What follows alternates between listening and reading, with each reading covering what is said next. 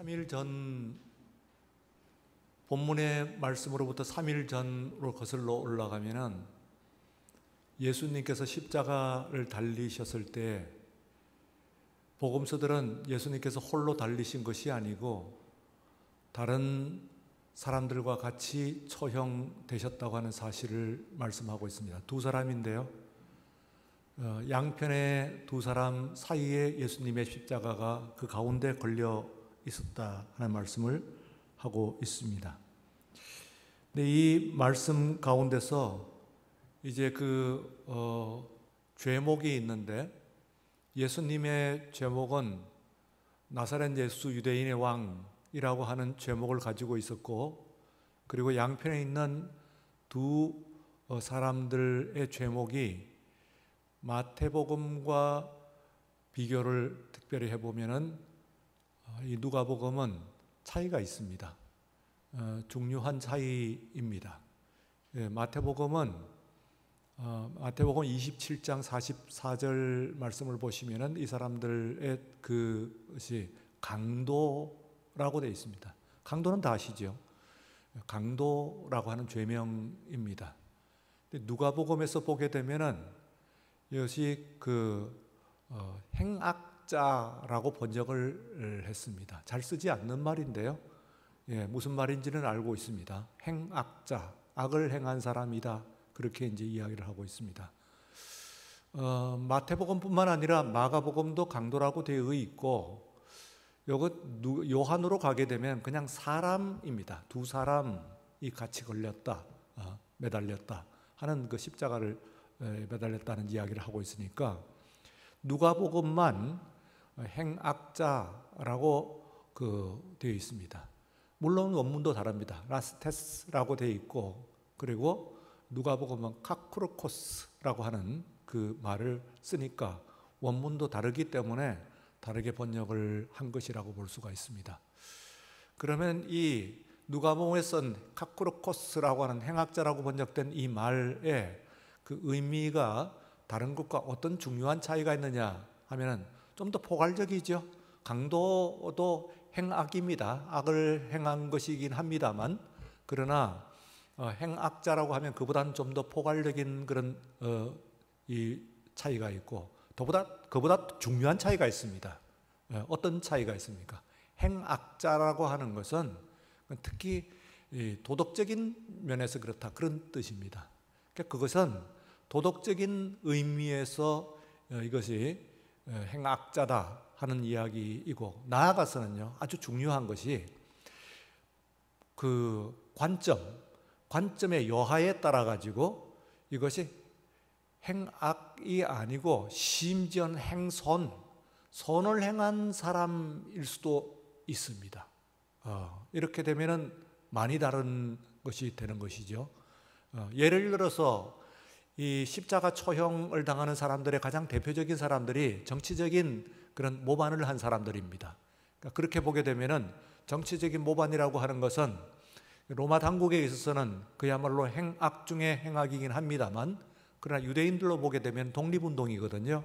그렇게 되면은 그것이 행선일 수도 있다는 가능성을 포함하고 있는 그 말이 바로 이 행악자라고 하는 말입니다. 그래서 이 말을 앞선 복음서들에서, 그리고 또한 그 요한복음에서는 사람이라고 하고 앞선 복음서들은 분명히 강도라고 나와 있는데도 불구하고 그것을 가지고 행악자라고 하는 그 말로 표현을 한 것은 이 말이 보다 포괄적인 의미에 있어서의 다른 어떤 의미를 포함하고 있다 하는 것을 오늘 우리들에게 보여주는 것이라고 볼 수가 있습니다. 그보다는 그 제목보다는 더 중요한 차이가 있습니다.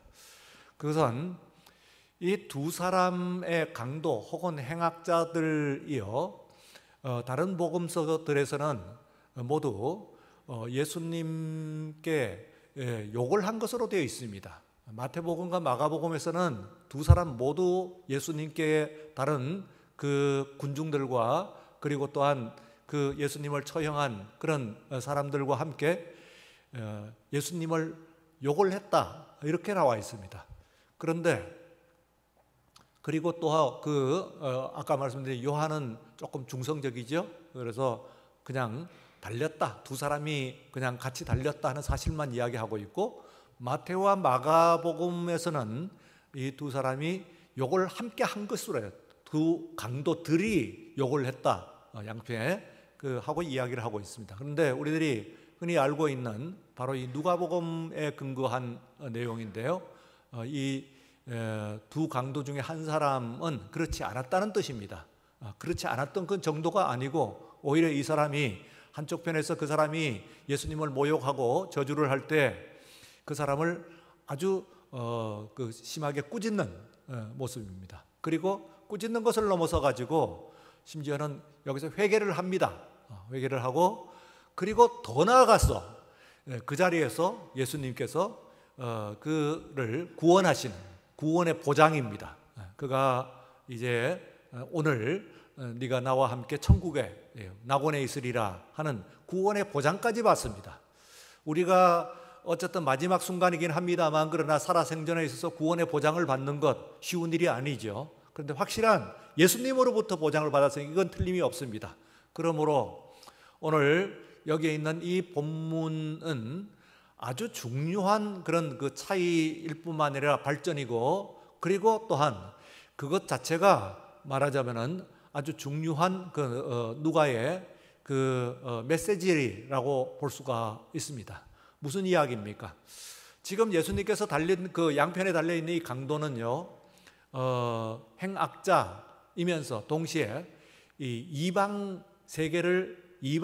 세계의 모든 사람들을 의미하는 것입니다. 유대인들의 관점에서 보게 되면은 행악 중의 행악은 어떤 것이냐면 하나님을 알지 못하는 것입니다.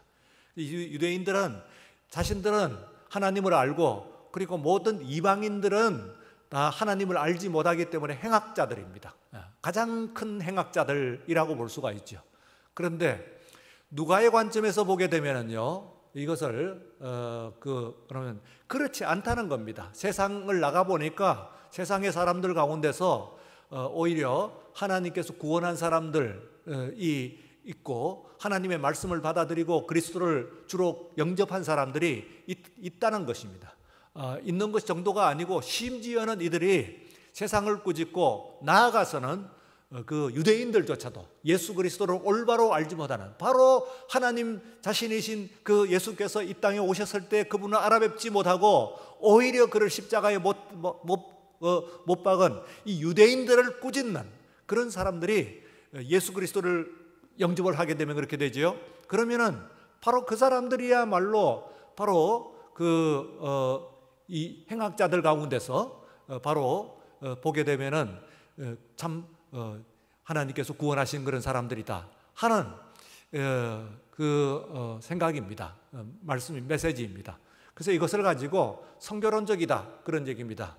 아시다시피 이 누가는 사도 바울과 함께 세계 선교를 했던 사람이기 때문에 이 중요한 차이를요, 그 당시에 그 십자가에서 있는 것이 아주 중요한 차이라고 할 수가 있는데요, 이 마태와 마가는 그 현장에 최소한 그 바로 밑에 있지는 않다고 하더라도 그 현장적인 사람입니다. 심지어는 요한복음을 보면 요한은 바로 그 현장에 있었습니다. 십자가 아래에 바로 있었거든요. 그런데 거기에 비해서 보게 되면은 이 누가는 그는 그 자리에 있었던 사람이 현장의 사람이 아닙니다. 이 사람은 사도 바울의 2차 선교 여행 때에 그때부터 최초로 등장하는 사람이고, 물론 그 전에 어떤 복음의 경로를 겪었는지 모르겠습니다만 최초로 성경상에서 나타나는 것은 가장 최초로 나타나는 그런 그 부분이 바로 사도행전에서 사도 바울과 함께 2차 선교 여행을 떠나는 것으로 그렇게 나타나고 있는 것을 볼 수가 있습니다. 자, 여기서 이제요, 오늘 이 사건은 부활의 사건입니다. 이 부활에 관해서도 누가복음은 다른 복음서가 기록하고 있지 않는 아주 중요한 그 본문을 이야기를 하고 있습니다. 그것도 짧은 정도가 아니고 굉장히 중요한 본문, 그리고 상당히 길게, 어쩌면은 부활에 관해 있어서는 그 다른 부활에 대한 보도보다도 가장 긴 보도입니다. 이게 그러니까 가장 중요한 비중을 차지하고 있는 거라고 볼 수가 있죠. 그래서 이 보도가 바로 다른 복음서에서는 전혀 나타나고 있지 않습니다. 누가복음에만 나타나고 있는 것이라고 할 수가 있습니다. 근데 여기서는 여기에 우리가 잘 알고 있는 엠마오라고 하는 곳으로 가는 길 가운데서 또 그리고 엠마오 마을에 들러서 일어나는 그 일이라고 볼 수가 있습니다. 그래서 예수님 이 두 제자 한 사람의 이름만 나타나고 있고 그리고 한 사람의 이름은 나타나고 있지 않습니다. 그것조차도 성경론적인 의미가 있습니다. 사실은요. 그래서 한 사람은 글로에라고 하는 사람인데 이 사람의 말하는 사람인데 이 사람의 이름은 나타나고 그리고 나머지 한 사람의 이름은 나타나지 않아요. 이것은 세상을 나가 보면은 그러면은 그리스도를 영접하는 사람들 가운데서 우리가 아는 사람들도 있고 그리고 또한 알지 못하는 사람도 있다. 익명의 사람들도 많이 있다. 너희들이 아직까지 예수를 믿는 사람이 꼭 누구인지 그렇게 확정할 수가 없다 하는 그런 의미를 그렇게 포함하고 있는 것이라고 볼 수가 있습니다. 우선은요, 이제 방향의 정의라고 해요. 오리엔테이션이라고 하는데요. 오리엔테이션이라고 하는 말이 원래 방향 정의거든요. 그러니까 방향을 어디로 정하느냐 하는 이야기인데 이 사건 이전에 특별히 다른 복음서들은 모두 예루살렘을 중심으로 해가지고 동쪽으로 방향 정의되어 있습니다. 그래서 한 번도 여러분들이 질문해 보면은 복음서 내내 다른 마태나 마가복음이나 이런 복음서에 나올 때 예수님의 행적에 관해서 예수님께서 한 번도 예루살렘을 중심으로 해서 서쪽으로 움직이시는 것이 없습니다. 서쪽이 마치 거기는 아무도 안 살고 마을이 없는 것처럼 그렇게 이야기합니다. 그런데 사실은 더 중요한 마을들이 그쪽에 있거든요. 그런데 거기에 대한 것들이 나타나고 있지 않고 여리고를 중심으로 해가지고 서쪽에 있는 마을들이 있습니다. 그렇기 때문에 이 마태복음이나 마가복음이나 심지어는 요한복음조차도 모두 방향정의, 오리엔테이션이라고 이야기를 할 때 예루살렘 동쪽이다 이렇게 보시면 됩니다. 그런데 최초로 오늘 이 복음서 이 누가복음에서 오늘 본문 말씀 가운데서요 서쪽 오리엔테이션이 되어 있습니다. 서쪽 오리엔테이션 이거 굉장히 중요한 이야기입니다. 왜 그러냐 하면은 이 동쪽으로 가는 여리고라는 이야기는 주로 이스라엘 그 영토 내에서 국내에서 이루어지는 일이라는 그런 뜻이고요. 그리고 이제 그 서쪽으로 가게 되면은 그러면 굉장히 중요한 사도행전에서 제일 중요한 도시가 나옵니다. 사도행전이 펼쳐지면서 앞부분에서 제일 중요한 기독교의 거점이라고 하는 것이 나타나는데 그것이 바로 욥바라고 하는 도시입니다. 이 욥바라고 하는 게 굉장히 고대 도시고 그리고 굉장히 큰 도시입니다. 아주 번성한 그런 도시인데요. 그 도시가 전혀 그렇게 큰 도시가 이스라엘이 예루살렘에서 지중해로 진출을 그 당시에 세계라고 이야기했던 지중해로 진출을 하기 위해서는 욥바항을 거쳐가서 나가야 되는 것인데 이 중요한 도시가 전혀 나타나고 있지 않습니다. 말하자면은 그런데 그러다가 바로 사도행전에서 바로 이 욥바가 나타나는데 사도 베드로의 행적과 관련돼 가지고 제1고점이라고 나타나고 있죠. 주로 사도 베드로가 욥바를 중심으로 올라갔다 내려갔다 해요. 그러니까 거의 욥바에서 머물러 있는 어떤 의미에서는 예루살렘에 머물러 있는 것보다는 예루살렘을 떠난 이후에는 주로 욥바를 중심으로 해가지고 움직이고 있었다 하는 것을 알 수가 있으니까 기독교 사도 베드로를 중심으로 해서 기독교의 제1거점이라고 그렇게 생각할 수가 있습니다. 그런데 아직까지 욥바로 가지는 않고요. 여기에 있는 엠마오라고 하는 것은 말하자면은 이 욥바는 이제 바닷가로 보면 예루살렘으로 보게 되면 서북쪽으로 57km 지점에 있는 그 도시입니다. 그러면은 이 57km 도시를 가게 되는데 지형으로 보게 되면 어떻게 되냐면 급격한 그런 이 산악 경사지대를 지난 다음에 그때부터 아주 편편해져요. 이 땅에서. 그래서 아직까지는 이제 엠마오라고 하는 것은요 엠마오라고 하는 마을은 그럼 어떤 마을이냐면은 이 엠마오라는 것은 작은 마을입니다. 욥바에 비해서. 그러니까 별로 여기서 원문에서도 그 엠마오라고 불리우는 마을이라고 돼 있어요. 엠마오로 불리는 마을. 지금은 엠마오가 어디 있었는지 하는 것은 정확하게 찾지 못합니다. 없어진 마을이에요. 작은 마을이었을 뿐만 아니라 지금 현재는 존재하지 않습니다. 어디라고 추정은 하는데 그게 정확한지 하는 것을 확신할 수 없는 그런 정도 작은 마을이라고 보시면 됩니다. 그래서 영어도 콜드 엠마오, 빌리지 콜드 엠마오, 그러니까 엠마오로 불리우는 마을이다. 그 얘기는 뭡니까? 엠마오라고 불려지는 마을이라고 하는 이야기는 엠마오라고 하는 것이 그렇게 모든 사람들이 대중들이 알만한 그런 큰 도시가 아니라는 뜻이지요. 심지어는 유대에 있는 사람들조차도 엠마오가 어디야? 엠마오가 있었어? 하고 물을 수 있는 작은 마을이라고 보시면 됩니다. 그런데 이제 이 마을이 욥바로 가는 그 길 가운데서 말하자면 한 10km 정도 떨어진 25리니까요. 한 10km 정도 그 예루살렘으로부터 내려가게 됩니다. 급격한 그런 그 경사지대를 내려가는 것이죠. 그래서 내려가게 되면은 만나는 마을입니다. 그래서 다른 곳에서는 전혀 나타나고 있지 않습니다. 구약에도 나타나지 않을 뿐만 아니라 신약 가운데서도 다른 곳에서는 전혀 나타나지 않고 단지 본문에서만 한 번 나타나는 것이 바로 이 엠마오라고 하는 마을입니다. 엠마오로 부르는 마을이죠. 그러면 이 마을로 가는데 이 엠마오로 가는 두 제자가 이 이방 세계 세상에 있는 사람들, 기독교가 만나는 사람들, 복음이 만나는 사람들을 상징한다, 대표한다 하는 말씀을 드렸는데 이 마을도 마찬가지예요. 욥바로 가는 도중에 있는 마을입니다. 사실은요, 엄밀하게 말하면은 욥바로 가는 도중에 있는 마을이 아니라 세상으로 나가는 그 도중의 마을입니다. 세상으로 나가는.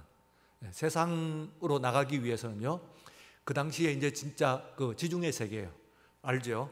지중해 세계였다가 대서양의 세계였다가 지금 태평양 세계입니다. 태평양 시대. 그래서 그때는 태평양 지중해 시대예요. 그래서 지중해가 세계입니다. 지중해가 세계. 그러니까 지중해로 세계로 나가기 위해서는 욥바로 가야 되는 것이고, 그리고 욥바로 가는 그 마을 중에 있기 때문에 이 마을은 어쨌든 아주 작고, 그리고 또한 다른 사람들이 잘 알지 못하는 그런 작은 마을이겠지만은 그러나 이 말이 중요하단 말이에요. 그래서 예수님께서 아주 중요한 그 표현, 문학적인 표현을 지금 그 누가는 또 쓰는데요. 사실은 자기가 본 것도 아니거든요. 그 현장에 있었던 것도 아니고 들은 것도 아니에요. 들었겠지만은 그것을 간접적으로 들은 그 마을 이야기죠. 그 당시는 그 예루살렘에 그가 있었지 않았을 겁니다. 그런데 이 누가가 지금 이것을 자세히 보도를 하면서 아주 중요한 문학적인 표현을 이야기하는데, 예수님께서 엠마오에 이제 다다랐을 때 이 두 제자들은 엠마오 사람입니다. 한 마을 사람들인 것 같아요. 그런데 이 사람들의 집에 들어갔는데 날이 저물렀는데도 불구하고 예수님께서 더 가려고 그러시는 거예요. 더 가려고 그러시는 거예요. 더 가려고 했다 하는 이야기가, 그러니까 짐짓 너희들이 어찌 하나 보자, 나를 한번 붙잡는지 보자, 날은 저물었는데 나를 초청하나 보자 하고 예수님께서 짐짓 그런 채 하신다는 뜻이 아니에요. NIV 성경에서 보게 되면은 pretend라고 하는 말을 쓰지 않고요, would go further 하는 말을 씁니다. 그러니까 더 가려고 하셨어요. 실제로 더 가려고 하신 것이 가는 채 하신 것이 아니다 그 말이죠. 그래서 더 가려고 하시는 거예요. 아니, 더 가시려고 하는 것이 주님의 뜻입니다. 말씀드린 바와 같이 욥바로 가고 세계로 나가려고 하는 것이 주님의 뜻이에요. 이제 부활하신 주님께서는 지금까지 예루살렘 동쪽에서 주로 관절을 하셨습니다만 서쪽 오리엔테이션, 다시 말하면은 세상 오리엔테이션입니다. 세상 오리엔테이션. 비로소 어떤 의미에서는 이것을 가지고 이 본문을 통해서 기독교가 세계 종교라고 하는 사실을 천명하신 것이다. 이제 부활하신 종교는, 부활 이전에는 예수님께서 이스라엘 지경에 머물러 계셨습니다만 이제는 부활 이후에는 이스라엘 지경을 넘어서 세계로 가신다. 이 복음은 세계를 향한 복음이다, 우주적인 복음이다 하는 것을 이야기하는 것이다 하는 것을 알 수가 있습니다. 오늘 이 자리에 우리들이 부활 예배를 드리는 근거도 바로 여기에 있는 것이죠. 지중해를 넘어서니까 세계 종교가 되었고, 그리고 오늘 태평양을 넘어가지고 오늘 마침내 우리들이 이 시간 예배를 드리고 있는 것이라고 볼 수가 있습니다. 그래서 이것을 가지고 앞에 있는 누가의 독특한 다른 복음과는 다른 복음서들의 전혀 앞선 다른 복음서들에서 전혀 나타나지 않는 그 내용들을 아주 자세히 기록을 하고 있는 이 내용 가운데 그저 없는 것을 넣는 것이 아니고 이것은 선교적인, 세계 선교적인 의미가 여기에 있는 것이다. 그래서 앞에 있는 그 십자가에서도 이미 두 행악자, 우리가 두 강도 하는데 사실은 두 강도는 앞에 있는 다른 복음서는 강도지만 행악자라고 번역을 했다고 한다면 두 행악자죠. 두 행악자 중에 한 사람은 이제 예수님을 영접을 하는 그런 모습은 누가복음에 나타나고 있습니다. 그래서 이런 것들을 보게 되면은 이것이 이제 선교론적인 관점이고, 부활, 또 오늘 여기에 있는 이 말씀은 부활이라고 하는 것은, 부활 신앙은 어디에 있는 거냐? 나만 믿고 마는 것이 아니라 세계에 천명되어야 된다. 세계에 있는 모든 사람들에게 천명되어야 되는 이 복음이다 하는 이야기입니다. 나만 믿고 있는 것이 옆집에 전해야 되는 것이고, 나만 책상에서 갖고 있는 것이 아니라 옆 책상에서 함께 일하는 사람에게 전해야 되는 그런 복음이다 하는 그 선교적인 그런 복음이라고 하는 것을 우리가 오늘 여기서 이야기를 할 수가 있는 것입니다. 여기서 이제 그 말씀을 통해 가지고 선교론적인 의미라고 하는 것이 뭔가 하는 것을 세 가지로 조금 간추리고자 합니다. 첫 번째는 과거의 행적을 초월하는 것입니다. 다 같이 과거의 행적을 초월해야 합니다. 행위가 아니고요. 이 사람들이 행악자라고 하는 것은요, 한 번 악을 행한 것이 아니고 악을 거듭해서 행한 그 궤적이 있습니다. 궤적, 루트가 있다 그 말이죠. 그래서 오늘 우리들이 인격을, 그리고 또한 인격을 넘어서 가지고 우리의 운명을 결정하고 있는 것은 지금까지의 우리들의 그 행위들의 궤적으로 인한 것입니다. 그것이 악이면은 오늘 우리들이 악한 사람이고, 우리들이 그것이 선하면은 우리가 선한 사람이 될 수가 있어요. 그래서 저 사람이 어떤 사람이다 하는 것을 할 때 한 번 어떻게 잘못한 것은 실수라고 그러지요. 그런데 그 실수라고 하는 것이 자꾸 반복이 되다 보면은, 그러면 그 사람은 그런 사람으로 라벨링이 됩니다. 그러니까 그와 같이 우리들이 이 행악자다 하는 걸 때, 이 지금까지의 마침내 십자가에서 이제 그 처형을 당할 만큼 악한 그 행적이 있습니다. 그것을 우리는 벗어나기가 쉽지는 않아요. 한 번 실수 같으면은 그거 우리가 한번 후회하고 그리고 또 반성을 하면 될 것입니다만, 그러나 그것이 이미 나의 삶의 일부가 되었고, 아니 내 삶이 되어버렸기 때문에 그것을 벗어나는 것이 그렇게 쉬운 것이 아니에요. 그런데 오늘 여기서 이 행악자의 마지막 순간을 보면은 놀라운 우리들에게 가능성을 이야기를 하고 있습니다. 사실은요, 우리들의 습관, 그리고 우리들의 인격, 우리들의 운명, 이것을 벗어난다고 하는 것이 참 불가능해 보이는 거예요. 사람은 안 바뀌어 그러잖아요. 사람은 안 바뀌어, 사람은 안 바뀌었다 한 그 표현이 있습니다. 그러니까 사람을 관찰을 하고 사람을 경험을 해보면은 저 사람이 그 다음에 좀 나아지겠지 하는데 또 똑같은 모습이 또 나오고 하니까 사람은 안 바뀌어 하는데, 복음 안에서는요, 예수 그리스도 안에서는 부활하신 예수님을 만나면 사람이 바뀝니다. 이것은 놀라운 그런 가능성, 우리들에게 그 가능성을 이야기해 주는 것이다 하는 것을 낼 수가 있습니다. 다른 어떤 방법으로서는 우리가 사람은 정말로 바뀌지 않는 그런 존재이긴 해요. 그러나 이 삶이 악한 삶의 궤적을 따라가지고 마침내 십자가 있는 바로 그 마지막 순간에 달려가지고 숨을 헐떡이며 죽어가는 바로 그 순간에 그가 이제 예수 그리스도를 영접했다고 하는 사실이, 그리고 또한 그에게 구원이 보장이 되었다고 하는 사실은, 그것은 어떤 악한 궤적이 있다고 해도 과거의 행적을 우리는 초월할 수가 있다 하는 것을 말씀을 해주고 있는 것이라고 볼 수가 있습니다. 두 번째는 목표를 정하고 나가야 합니다. 다 같이 목표를 정하고 나가야 합니다. 예, 지금 그 엠마오로 하는 마을이 작은 마을이라고 그랬죠. 그리고 그 전에 전혀 나타나지 않는 마을이에요. 무슨 의미가 있냐? 욥바를 향하고 가는 길이라는 뜻이라고. 욥바를 향해서 넘어서 지중해로 세계로 나가는 그런 길이다. 목표를 정하는 거예요.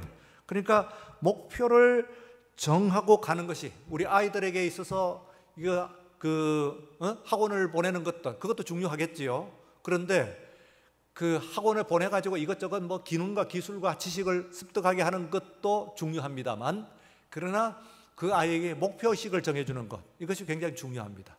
여러분들이 목표의식이 있습니까? 예수 믿는 사람으로서 목표의식이 있습니까? 내가 삶에 있어서 내가 살면서 내 삶의 목표는 이것이다 하고 이야기를 합니다. 이 목표를 분명히 정하고 나가야 하는 것이에요. 그러니까 어떤 의미에서는요, 선택의 폭이 너무 넓으면 안 돼요. 그 코로나 블루라고 하는 이야기를 하는데, 이 SNS 페이스북 블루라는 말도 들어보셨죠? 놀라웠게도 페이스북이라고 하는 주커버가 만든 그것은 정말로 월드와이드입니다.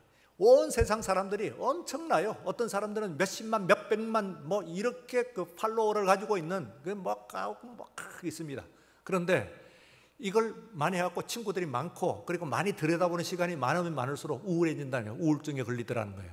그래서 그걸 가지고 페이스북 우울증 그렇게 이야기를 하는데, 왜 그렇습니까? 너무 많은 것들을 보는 거예요. 너무 많아. 너무 많은 사람들을, 우리가 그 TV를 보면서도 뭐 자기들의 삶의 이야기를 많이 하잖아요. 나는 어떻고 뭐 이런 일이 있었고 뭐 하고서 이야기합니다. 그러면은 내 삶과 다른 사람들을 많이 보게 되죠. 그러면 치유가 됩니까? 되는 때도 있지만은 어떤 경우에 있어서는 그 성공한 사람들이 대부분요, 문제를 극복한 사람들이거든요. 그럼 나만 왜 이래? 나만 뒤떨어져 있는 사람처럼 그렇게 보일 수가 있습니다. 그래서 어떤 의미에서는요, 단순할 필요가 있어요. 우리가 심플할 필요가 있어요. 좀 심플할, 해서 목표를 정하고 그래야 행복합니다. 너무 많은 것을 가지고 있으면은요, 그럼 불행해지는 거예요. 그래서 하나의 목표를 정하고 그리고 그 방향을 향해서 가게 됩니다. 작은 걸음이라고 하더라도 세 번째는, 그러므로 작은 실천을 시작해야 합니다. 다 같이 작은 실천부터 시작해야 합니다. 예, 우리가 작은 실천을 하는 거예요. 엠마오로 가는 작은 실천, 그걸 하는 겁니다. 이걸 머리에서 가슴으로 내려가는 거죠. 이 생각을 가지고 우리가 실천을 하는 거예요.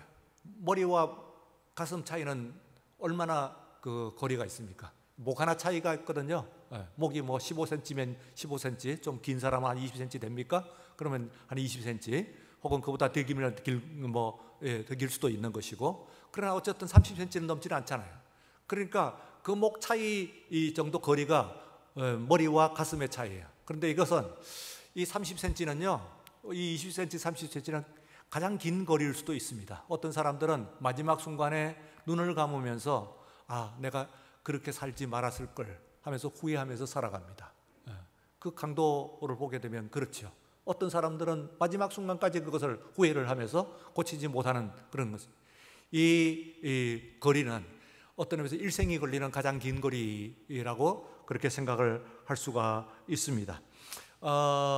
그러나 작은 실천을 해야 됩니다. 우리가 엠마오라고 하더라도 그 길 왜 가? 그 작은 그게 무슨 의미가 있어? 엠마오까지 가가지고 뭘 할 것이란 말이냐? 이런 이야기를 합니다만, 이 두 사람이 그때에 변화해가지고 다시 예루살렘에 가서 복음을 전하고, 그리고 또한 부활의 소식을 전하고, 그리고 그 11 제자들과 함께 이 복음이요, 폭발력을 가지고 있어 세계로 정말로 익스플로전을 하는 거죠. 모두 퍼져서 오늘까지 왔다는 것을 생각을 해보면요, 우리가 여러 걸음들을 이야기하자고 방향을 정하고, 그리고 우선 한 걸음부터 떼는 겁니다. 오늘 이 시간에 부활절 맞이해서 여러분들이 복음을 그러면서 한 걸음 이거 떼겠다, 우선 내가 나가겠다 하는 결심을 하시고, 여러분들의 의미 있는 작은 걸음, 그것이 모여가지고 여러분들을 만들고 내 삶을 구성한다고 하는 사실을 우리가 다시 한번 생각하시면서 이 부활의 선교론적인 의미, 선교론적인 부활론을 가지자. 그저 부활하셨다 하고 머리로 믿는 것이 아니라 이것을 가지고 세계를 향해서 방향정의하고 작은 걸음이라도 떼면서 나가시는 가운데서 부활의 은혜와 축복이, 하나님의 영광이, 주님의 영광이 여러분들 심령과 여러분의 모든 삶 가운데 충만하시기를 주의 이름으로 축원합니다. 거룩하신 하나님 아버지 감사합니다. 2021년도 이 어려운 상황 가운데서도 우리는 또 한 번 우리가 부활주의를 맞게 되었습니다. 그러나 이만하게 되면 우리가 예배를 작년과 비교해서 한 걸음 더 나갑니다. 이제는 두 걸음, 세 걸음 나갈 수 있는 우리들의 시야, 비전을 허락하여 주시옵기를 간절히 원하옵고, 오늘 이 시간 주의 성도들이 부활의 기쁨을 함께 나누면서 축하하는 가운데서 이 소식을 널리 전하여서 그야말로 우리들이 큰 주의 쓰임을 받을 수 있는 우리 모든 성도들 될 수 있도록 축복하여 주시옵소서. 감사하며 예수님 이름으로 기도드리옵나이다. 아멘.